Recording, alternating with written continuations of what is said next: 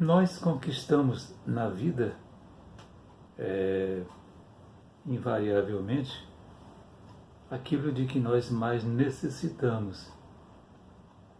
Embora muita gente não concorde, eu já vi muita gente se queixar, já vi muita gente fazer resmungos porque está vivendo desta ou daquela maneira, mas a vida é muito justa.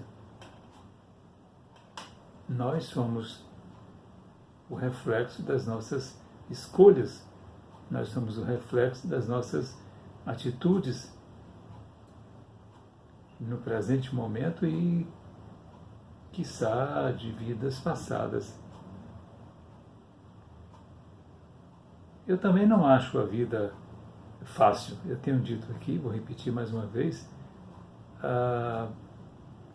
viver é um complexo extremamente difícil. Viver não é fácil. Viver requer uma atitude sempre proativa, requer uma atitude amorosa, requer uma atitude venturosa, significa que você tem que se lançar tantas vezes em determinadas aventuras, ou seja, você tem que correr riscos, mas ela é, eu diria que sagrada, porque quando nós buscamos o alinhamento com o que nos preconiza, nos orienta o Evangelho de Jesus, o Evangelho, né? Quando eu digo o Evangelho de Jesus, eu me refiro aqui ao Evangelho segundo o Espiritismo, que é, na verdade, o Evangelho de Mateus, de Marcos, de João, comentado pelos Espíritos. Então, a diferença basicamente é esta, porque o Evangelho de João e Mateus, quando ele não é comentado pelos Espíritos, você tem uma diferença muito grande na interpretação dos fatos. E os Espíritos colocam algumas coisas muito mais claras para que a gente possa compreender o que Jesus quis dizer, o que Jesus, como ele pensava, como ele raciocinava, e aí nos dá essa oportunidade da caminhada mais de forma mais assertiva. Mas viver é uma aventura profundamente complexa, é uma arte e que nós temos que aprender. Não se pode exigir de todos a mesma coisa. Um indivíduo é bom em alguma atividade, não sabe nada de outra atividade. Então eu costumo dizer que nós dependemos uns dos outros, porque tem pessoas que são maravilhosamente preparadas para o bisturi. Tem outros que são maravilhosamente preparados para os temperos. O outro maravilhosamente preparado para a limpeza. O outro para pilotar aeronaves. O outro para consertar as aeronaves. Né? O outro para criar cores e fantasias belíssimas. Então, quando a gente percebe que vivemos num mundo em que a diversidade nos traz o grande consolo, nós percebemos que a grande família universal, ou a grande família multiversal, né, considerando aí já aqueles que nos influenciam de outras pleiades, de outros planetas, nós somos abençoados do ponto de vista da divindade. Existe uma pergunta no Livro dos Espíritos em que é dito da seguinte forma: os Espíritos influenciam em nossas vidas? E o Espírito responde: muito mais do que possas imaginar e pensar. Então nós somos, muitas vezes,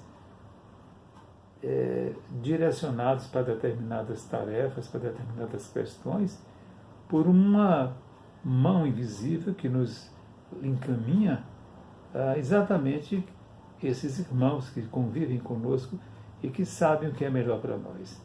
Do mesmo jeito que nós podemos ser encaminhados para coisas adversas, para coisas tristes e peçonhentas e medonhas, para aqueles irmãos que nós chamamos de inimigos desencarnados e que podem nos trazer prejuízos terríveis e incríveis.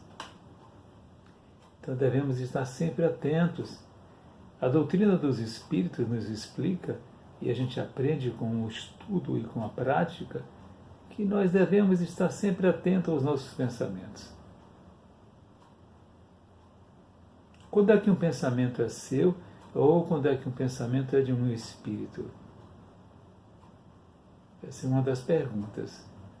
Sempre que for alguma coisa que possa lhe trazer algum prejuízo, seguramente é algum sopro, alguma intuição de algum espírito perverso, cruel, e que quer lhe colocar em um momento delicado e, quem sabe, triste.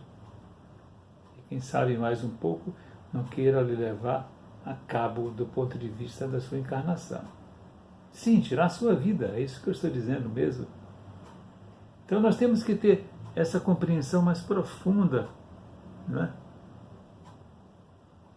O Espiritismo veio no momento certo, no momento predito por Jesus, como o Consolador, aquele que nos orienta, aquele que nos dá a explicação para tudo que nós precisamos nesta vida.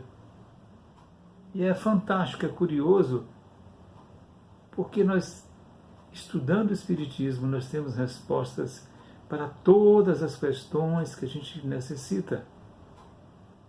Agora é preciso estudar. Não basta apenas ler, não basta apenas dizer da boca para fora. É preciso estar como se fosse uma trança entranhado, né, com a doutrina espírita para compreender os sinais. Os sinais chegam, as informações vêm. Esse mecanismo de receber essas informações a gente conhece no Espiritismo como a mediunidade. Então todos nós somos médiuns, sim, uns mais, outros menos. Existem mais de 40 tipos de mediunidades. Cada um de nós pode ser mais para um e menos para o outro. Então quando eu digo para alguém que eu vejo os espíritos, eu vejo aqueles que já, entre aspas, morreram, né? Eu estou falando de uma mediunidade da clarividência. Então nós temos essas ajudas que vai nos guiando, por assim dizer, para ter uma caminhada um pouco mais confortável, um pouco mais aconchegante, sem tantos tropeços, nem tantas barbeiragens, digamos assim. Do mesmo jeito que a gente ajuda um amigo que nos pede uma ajuda, nós vamos trocando ideias, trocando figurinhas e vamos nos entreajudando. Os espíritos fazem isso conosco. Claro que depende do nosso padrão do pensamento. Se você tem um pensamento sempre voltado para uma determinada coisa, você vai atrair espíritos para você naquele padrão do pensamento, de acordo com a sua maneira de pensar e de agir na vida. Eles se aproximam de você e ficam lhe intuindo. Então a vida não é uma brincadeira, a vida é uma tarefa muito difícil, muito complexa de ser vivida, mas que vale a pena. Vale a pena. Estamos aqui para crescer, para evoluir. Na espiritualidade nós crescemos e evoluímos, mas muito pouco comparativamente com estando aqui na Terra. Porque aqui nós temos que conviver com toda essa diversidade de seres, essa complexidade de pessoas e de estímulos. E aí a gente é como se estivéssemos naquele negócio de triatlon, não? Que nada, que anda de bicicleta, que corre, que é aqui na Terra que o Espírito vive essa experiência. através desse corpo que a gente chama de aparelho. Parabéns pela vida. Muita paz, muita paz.